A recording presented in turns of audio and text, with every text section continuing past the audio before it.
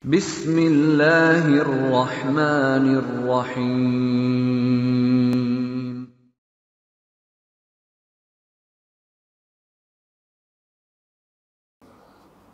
Bismillah, Assalamualaikum warahmatullahi wabarakatuh. Innal hamdalillah nahmaduhu wa nasta'inuhu wa nastaghfiruh wa na'udzu billahi min shururi anfusina wa min sayyiati a'malina. May yahdihillahu fala mudhillalah wa may yudlil fala hadiyalah. Asyhadu an la ilaha illallah wa asyhadu anna Muhammadan abduhu wa rasuluhu. Qala Allah Ta'ala fi kitabihil karim, ya ayyuhalladzina amanu taqullaha haqqa tuqatih wa la tamutunna illa wa antum muslimun. Wa qala aidan, ya ayyuhan nasu taqu rabbakumul ladzi khalaqakum min nafsin wahidah wa khalaqa minha zawjaha wa bassa minhuma rijalan katsiran wa nisaa. Wattaqullaha alladzi tasaaluna bihi wal arham, innallaha kana 'alaikum raqiba. Amma ba'd. Fa inna asdaqal hadits kitabullah. Sesungguhnya perkataan yang paling benar adalah kitabullah. Wa khairul huda huda Muhammad sallallahu alaihi wasallam. Dan sebaik-baik petunjuk dalam agama ini yang harus kita ikuti adalah petunjuk yang telah diajarkan oleh Nabi Muhammad sallallahu alaihi wasallam. Wa syarrul umuri muhdatsatuha, dan seburuk-buruk dalam perkara agama ini adalah amalan yang dibuat-buat. Fa inna kulla muhdatsatin bid'ah, dan amalan yang dibuat-buat itulah yang dikenal dengan bid'ah. Wa kulla bid'atin dolalah, setiap bid'ah adalah sesat. Wa kulla dolalatin finnar. Ikhwati wa talabah, azanallahu wa iyyakum, barakallahu fikum wa zadakumullahu ilman wa hirsan. Kita kembali berjumpa untuk sama-sama membahas tentang sirah nabawiyah, perjalanan hidup orang yang sangat kita cintai, yaitu Muhammad sallallahu alaihi wasallam, mulai dari kelahiran beliau sampai wafat. Kemarin sebelumnya kita telah membahas tentang kelahiran Nabi sallallahu alaihi wasallam. Kemudian beliau tinggal di perkampungan Bani Sa'ad. Di perkampungan Bani Sa'ad, Rasulullah SAW hidup selama 2 tahun. Ya, ketika beliau baru lahir, ya beberapa hari beliau lahir, beliau dibawa oleh Halimatus Sa'diyah bersama suaminya yang bernama Harith bin Abdul Uzza. Nah, Halimatus Sa'diyah ketika ia mengadopsi ya Nabi, ia merasakan kehidupannya yang lebih baik. Ia merasakan keberkahan, ya, keberkahan hidup. Karena adanya Nabi Muhammad SAW ini, rezekinya melimpah, dia punya hewan ternak, ini semakin berkembang biak banyak. Biasanya atau normalnya hewan ternak lahir ya 2 ekor atau 3 ekor maksimal, namun hewan ternak dimiliki oleh Halimatus Sa'diyah ini bisa lebih daripada itu. Nah, ini keberkahan. Ya, demikian pula hasil sawah, pertanian atau perkebunan yang dimiliki oleh Halimatus Sa'diyah juga semakin melimpah banyak. Dan keberkahan-keberkahan yang lain sehingga menjadikan Halimatus Sa'diyah ini menjadi orang yang paling kaya. Dan orang-orang perkampungan Bani Sa'ad sampai-sampai mereka berkata kepada orang-orang yang menggembala kambing mereka, hendaklah kalian pergi menggembalakan kambing ini ke tempat gembalaan Halimatus Sa'diyah, supaya hewan kalian juga ya subur, ya sama seperti hewan gembalaan Halimatus Sa'diyah. Ya. Wa kanat Halimatu ta'ti bin Nabi sallallahu ila ummihi wa usratihi kullu sittati asyhuri. Halimatus Sa'diyah, ia membawa Muhammad kepada ibunya, keluarganya yang ada di Mekah 1 kali 6 bulan. Ya, setiap 6 bulan ya mereka bawa, ya Halimatus Sa'diyah membawa Muhammad pada ibunya. Ini Muhammad masih kecil. ya dibawa ke ibunya, ya itu diperkenalkan bagaimana keadaan Muhammad, ya pertumbuhan Muhammad seperti apa, dan Muhammad supaya tahu orang tuanya yang sebenarnya. Dan itu ya dilakukan oleh Halimatus Sa'diyah sampai Muhammad berumur 2 tahun. Nah, di umur 2 tahun ini terjadilah sebuah peristiwa. Tilkal hadisatu hiya syaqqu sadrihi sallallahu alaihi wasallam. Yaitu peristiwa pembedahan dada. Yaitu dada Nabi Muhammad SAW di umur 2 tahun dibedah. Ya, bagaimana peristiwa itu? Dikatakan oleh Anas bin Malik, inna Rasulullah SAW atau Jibril bahwa yal'abu ma'al gilmani fa khodahu fa sara'ahu. Ya, Anas bin Malik bercerita sesungguhnya Rasulullah SAW ketika masih kecil, ia didatangi oleh malaikat Jibril. Ya, malaikat Jibril bersama malaikat Israfil. 2 orang berbaju putih. Ya, pada saat itu Muhammad sedang bermain dengan anak-anak yang lainnya. Anak-anak sebaya dengan Muhammad. Datanglah 2 orang yang berbaju putih yang tidak dikenal. Kemudian 2 orang ini memegang Muhammad. Ya, kemudian anak-anak ya, bermain dengan Muhammad tadi semuanya pada lari. Kemudian malaikat Israfil, ia berkata kepada Jibril, hal hadza huwa? Apakah ini anak yang dimaksudkan itu? Artinya memang 2 orang ini datang atas perintah Allah Subhanahu wa taala. Makanya Israfil mengatakan, apakah ini dia anak yang diperintahkan itu? Maka Jibril mengatakan, na'am hadza huwa. Iya, inilah anak itu. Lalu kemudian Jibril mengangkatnya, membuka bajunya, kemudian membedah dadanya Muhammad. Dan jantungnya diambil, jantungnya dikeluarkan. Dan ini disaksikan oleh anak-anak sebaya dengan Muhammad. Mereka pun lari terbirit-birit. Ya, mereka lari. Mereka panik melihat jantung Muhammad diambil. Malaikat Jibril ya ketika mengambil jantung Muhammad, ia mengatakan hadza haddu syaitani minka. Sesungguhnya ini merupakan bagian syaitan darimu. Fastakhraja minhu 'alaqah. Kemudian dikeluarkanlah gumpalan-gumpalan darah, bintik-bintik hitam yang ada di jantung itu, di hatinya Muhammad. Ya, dibersihkan. Summa ghasalahu fi tosti min zahabin bima'i zamzam.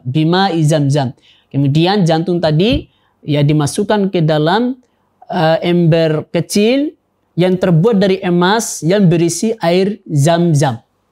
Ya, dicucilah hatinya Muhammad di situ. Sehingga menjadi bersih semua bagian-bagian syaitan, gumpalan-gumpalan darah, titik-titik hitam, semuanya dibersihkan. Ya, makanya tidak heran ya hatinya Muhammad adalah hati orang yang sangat bersih sekali. Ya, Abdullah bin Mas'ud ya mengatakan sesungguhnya manusia yang paling bersih hatinya adalah Muhammad, sehingga Allah Subhanahu wa taala ya lebih layak menjadikan Muhammad sebagai rasul yang akan mengemban risalah Allah Subhanahu wa taala. Setelah dibersihkan jantung itu dikembalikan a'adahu fi makanihi, dikembalikan pada tempatnya.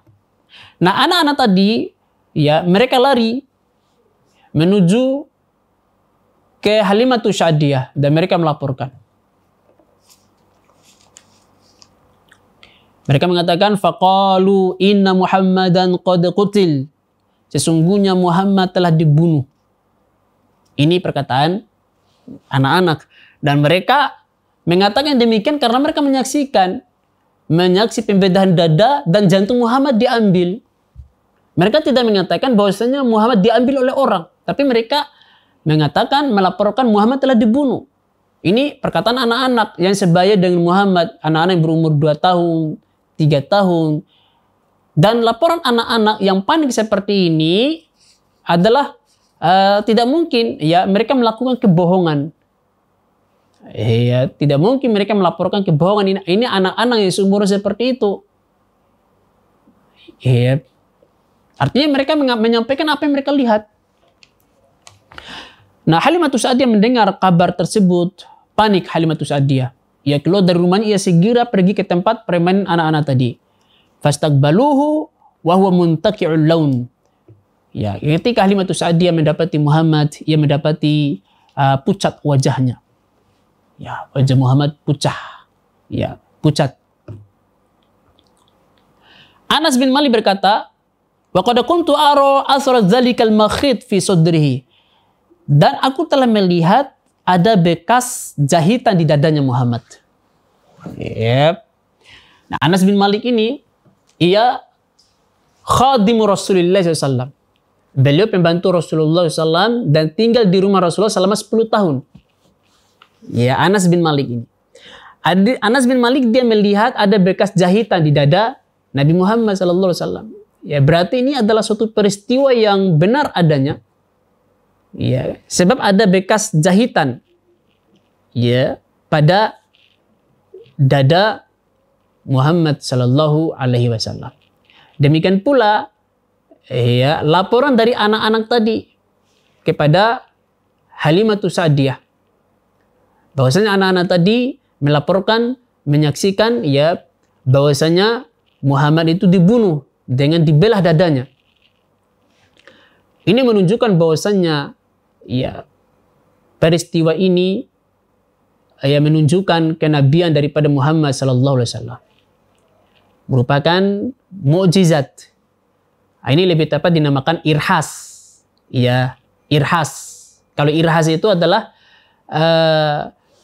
nabi yang masih kecil. Ia belum diangkat menjadi nabi, tapi di waktu kecilnya sudah menunjukkan mukjizat kenabian. Ini dinamakan irhas. Ya, kalau mukjizat itu ketika dia sudah jadi nabi. Kalau sebelum jadi nabi ketika masih kecil namanya irhas. Dia semisal mukjizat juga, menunjukkan kenabian seseorang. Menunjukkan kenabian seseorang. Ketika peristiwa pembedahan dada itu, ini membuat Halimatus Sa'diyah takut. Ini sudah kesekian kalinya. Banyak sekali peristiwa-peristiwa yang dialami, yang menimpa Muhammad ini. Sehingga Halimatus Sa'diyah berkata sepertinya Muhammad ini bukan anak yang biasa. Banyak sekali hal-hal yang luar biasa disaksikan oleh Halimatus Sa'diyah itu. Termasuk diantaranya, ya selain daripada pembedahan dada ini, termasuk diantaranya para pendeta ketika mereka melihat Muhammad, mereka memandang Muhammad itu dengan pandangan yang mencurigakan. Seakan-akan pada diri Muhammad ini ada sesuatu yang berbeda. Ya ada pendeta Yahudi, pendeta Nasrani, melihat Muhammad itu mereka melotot.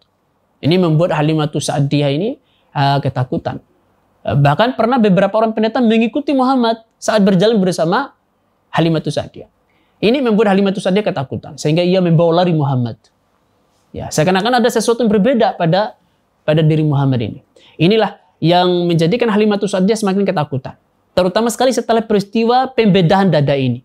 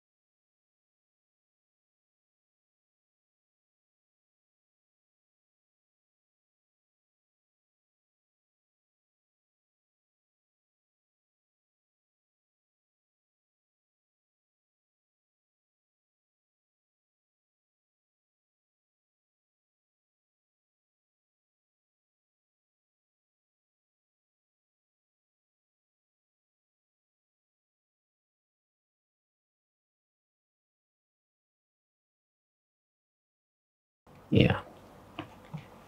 Muhammad pun dikembalikan kepada orang tuanya. Wa raja'an Nabi SAW ba'da hadzal hadisi ila Makkah. Muhammad pun dibawa kembali ke Mekah setelah peristiwa pembedahan dada ini. Ya, Halimatus Sa'diyah tidak mau mengambil risiko. Ya. Dia harus kembalikan anak orang ya kepada orang tuanya. Muhammad pun tinggal bersama ibunya nahwa sanatain. Dia tinggal bersama ibunya hanya 2 tahun saja.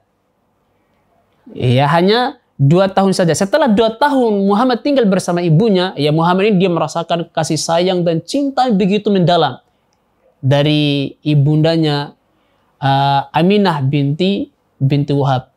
Ya, sehingga Muhammad ya benar-benar ia merasakan cinta ya dari seorang ibu.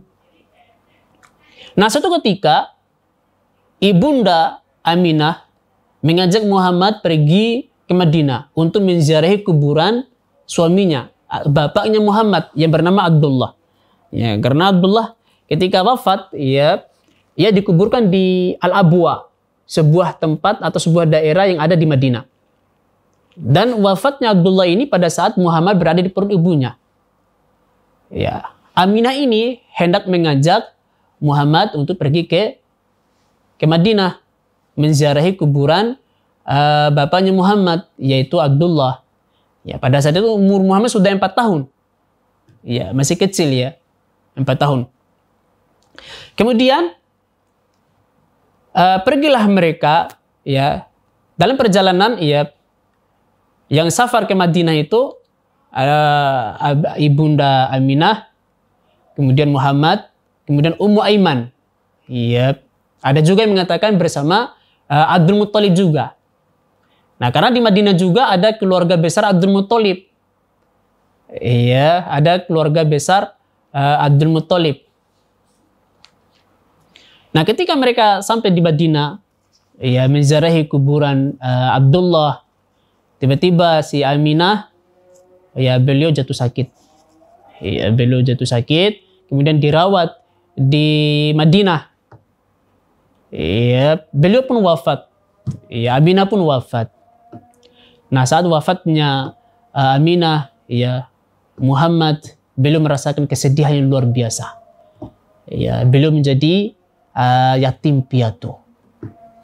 Ya, padahal beliau baru berkumpul bersama ibunya, ya baru 2 tahun dan merasakan kasih sayang, cinta yang begitu dalam dari seorang ibu.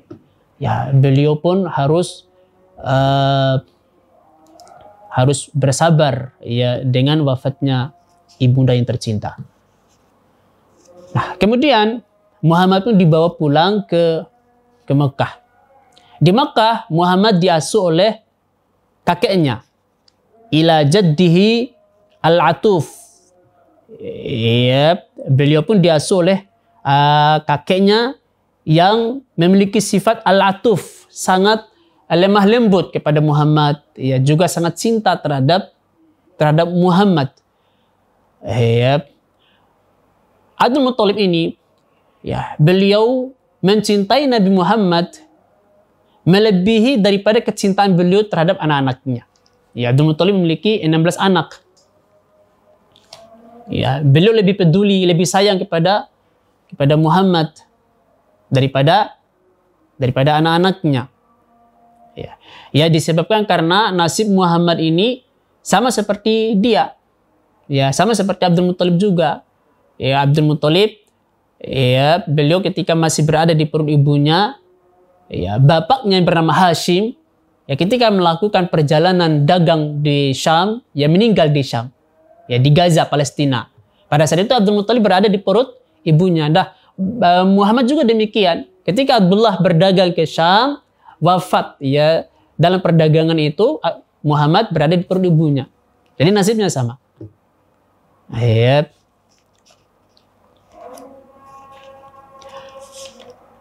Abdul Muttalib mengasuh Muhammad selama 2 tahun. Ya, selama 2 tahun. Dan umur Muhammad berarti pada saat itu 6 tahun. Abdul Muttalib wafat.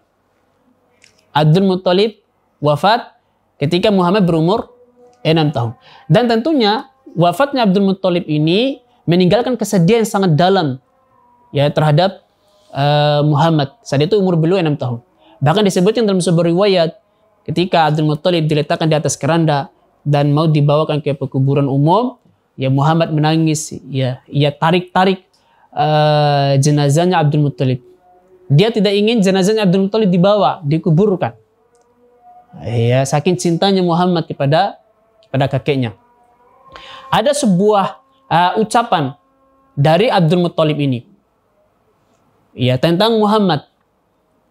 Pernah suatu ketika di saat Muhammad ia menaiki tempat duduk kebesaran Abdul Muttalib. Ya, Abdul Muttalib ia punya tempat khusus, ya tempat kepemimpinan. Tidak boleh dinaikin oleh siapapun. Karena ini adalah tempatnya seorang pemimpin. Nah, Muhammad ia naik di situ, loncat-loncat. Ya, loncat di situ, lalu paman-paman yang lainnya melarang, "Ya Muhammad, jangan main di situ ya Muhammad.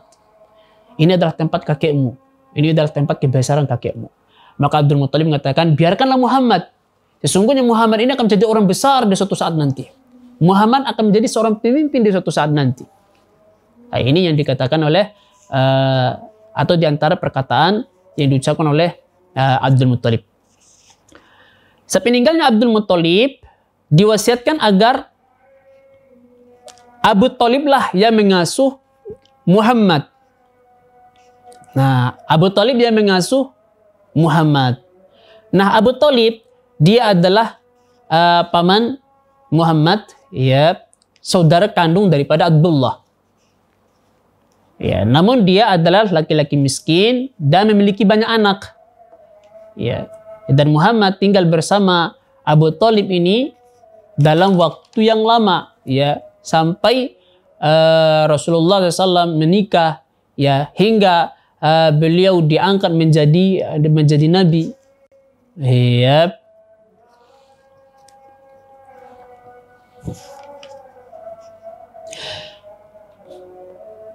Ketika Muhammad berumur 11 tahun, Abu Thalib membawanya ke Syam. Ini di umur 11 tahun.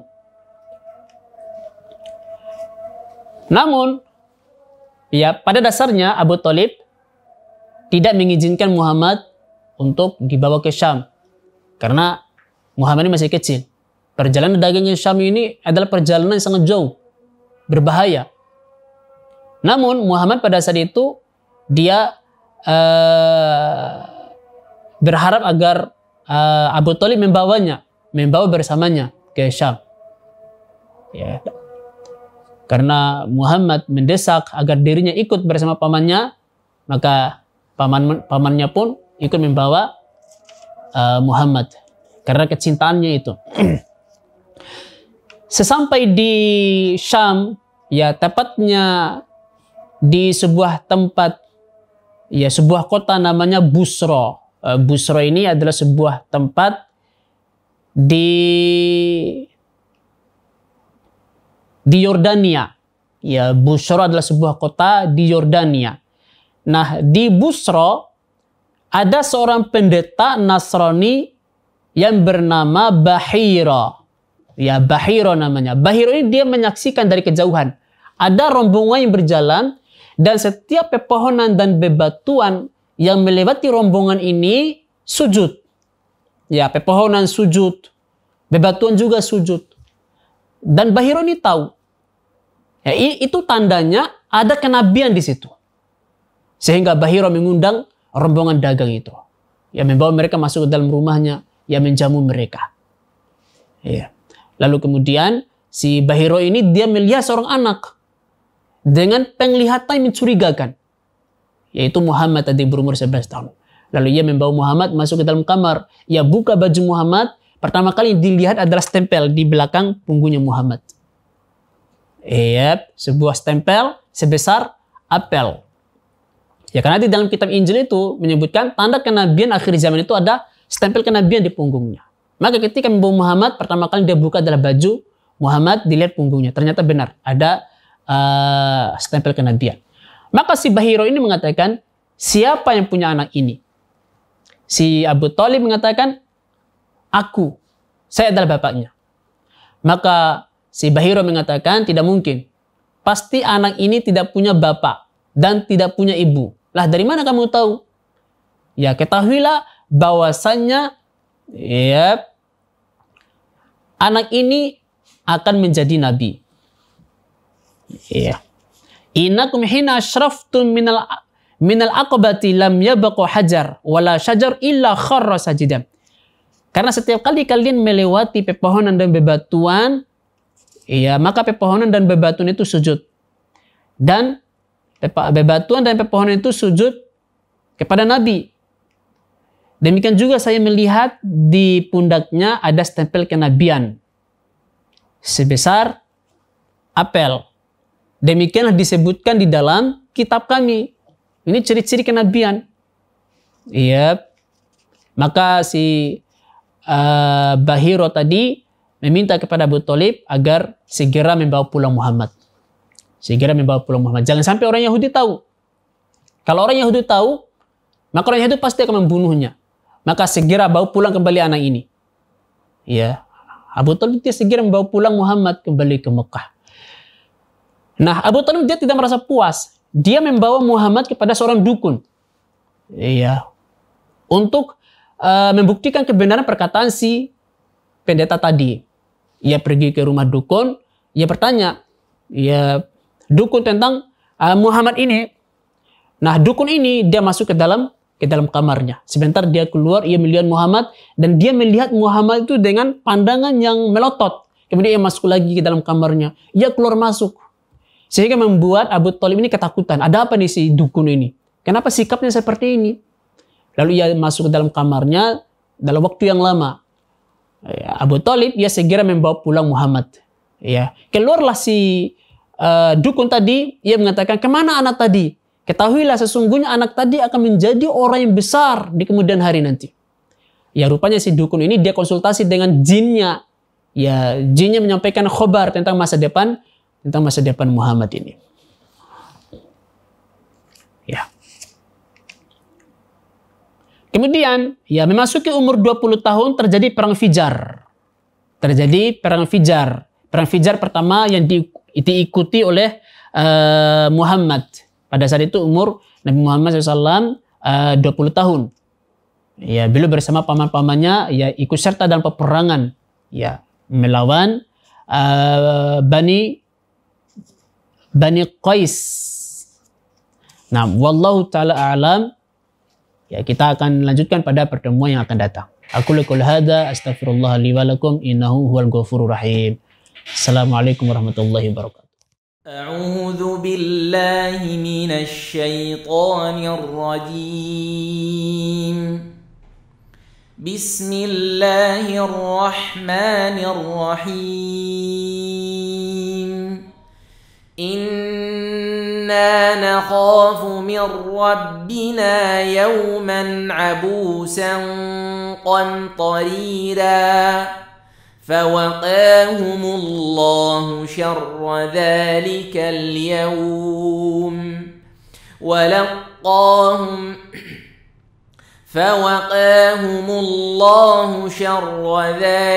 اليوم ولقاهم نضرة وسرورا وجزاهم بما صبروا جنة وحريرا متكئين فيها على الأرائك لا يرون فيها شمسا ولا زمهريرا ودانية عليهم ظلالها وذللت قطوفها تذليلا ويطاف عليهم بآنية من فضة وأكواب كانت قواريرا